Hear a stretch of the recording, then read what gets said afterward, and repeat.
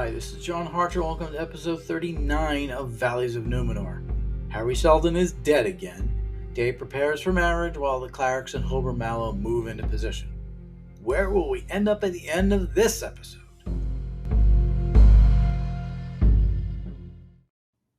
Episode 39, Foundation 0207, A Necessary Death. Well, that's a bit vague.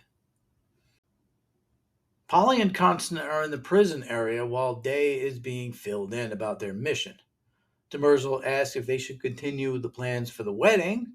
He says yes, even though we can tell he's trying to figure out a way for the two of them to keep doing what they're doing. Weird. In the Queen's quarters, Rue warns Sareth not to embarrass Day. Demerzel shows up and let her know it's time for the doctors to check her out for baby birthing purposes. Like right now. Sareth lets her know she knows she's a robot.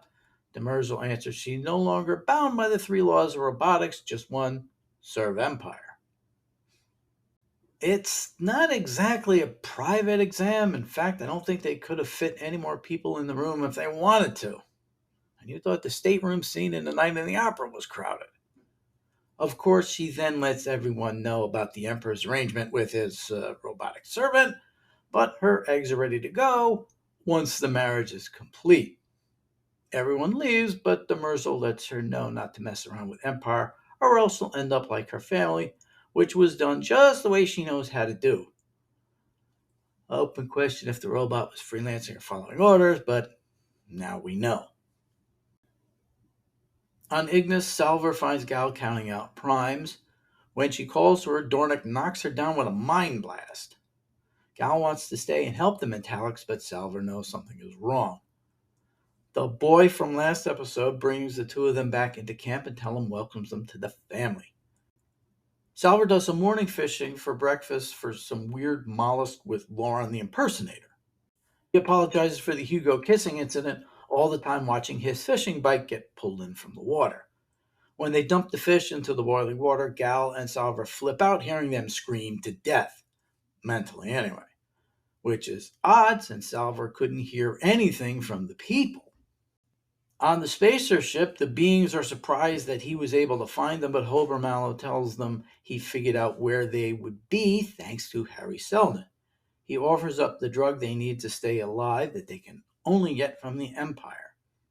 It's a way out for them since he has a ship that doesn't need them to operate, and how long is it before the Empire figures it out for themselves?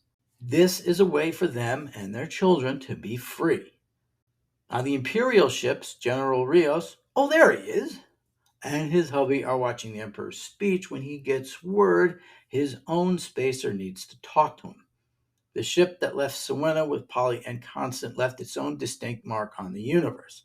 And because spacers can talk to one another at great distances, she knows that very same ship is in the home swarm. Looks like Mallow's offer didn't exactly win the day. A minute later, the ship shows up in front of them. During a meal on Ignis, Gal lets everyone know who the mule is and what he'll do. She implores them to reach out to the rest of the universe to make sure when the bad times come, they'll be there to help out and save others like themselves. Back on the spacer ship, the General and Hober Mallow get to meet. We also find out the head spacer and the generals are mother and daughter. Seems like there's a lot of those out there. Hober tries to get away, and it doesn't go well. But when they go onto the cleric ship, they're met with Becky, that wing thing Constant was riding when she was introduced. And here I thought it was so unimportant she was on board, I didn't even mention back when he left a couple episodes. This distraction allows him to get back onto the ship and jump into hyperspace, for lack of a better term, right out of the hangar. Bel Riose then has to break the bad news to the Emperor. The Foundation has better technology, and somehow Harry Seldon sent Mallow on his mission. They're not sure what the next step is, so the Emperor hangs up on the General. Glawen wants him to defy the Empire again, but Riose doesn't know exactly what the purpose would be.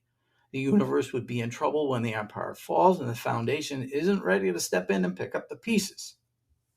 Meanwhile, Day and Sareth discuss things in the garden. She decides to tell him about her family, since they'll be his family now as well.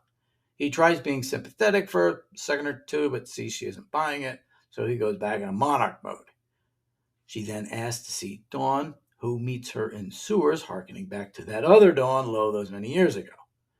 She doesn't want to have Day's children, she'd rather have Dawn's, so she gives him a method to reconnect his plumbing. Now it's Polly and Constance's turn to see the Emperors. Polly tries to offer a gift, but Constance is telling him straightforward to prepare for war.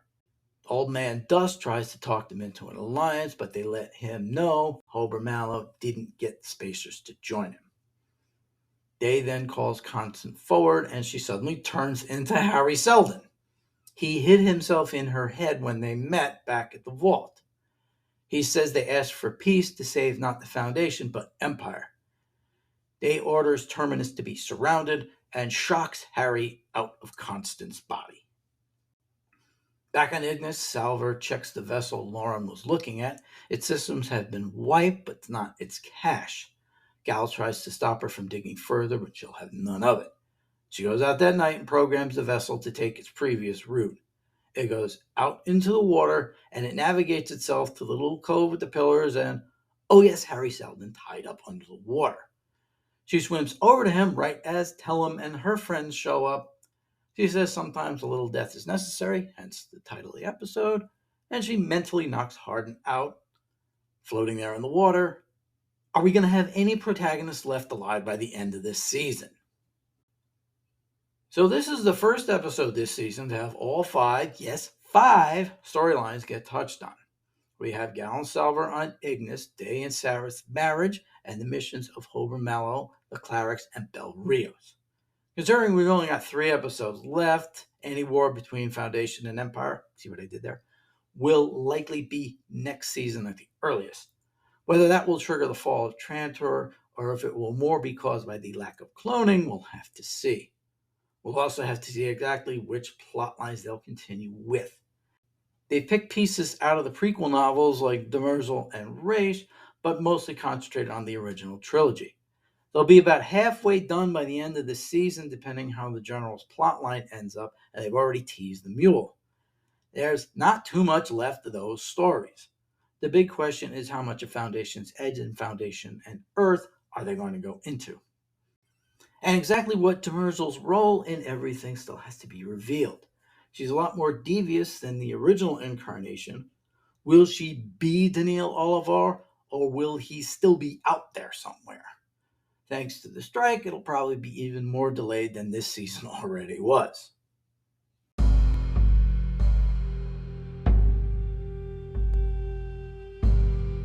Next time, will the marriage of Day and Sareth take place with practically no one involved actually wanting it? And the confrontation between the Empire and Terminus moves closer to fruition. That's next time on Valleys of Numenor. Please hit the subscribe button if you like what you're hearing. I'm John Harjar. Thanks for listening.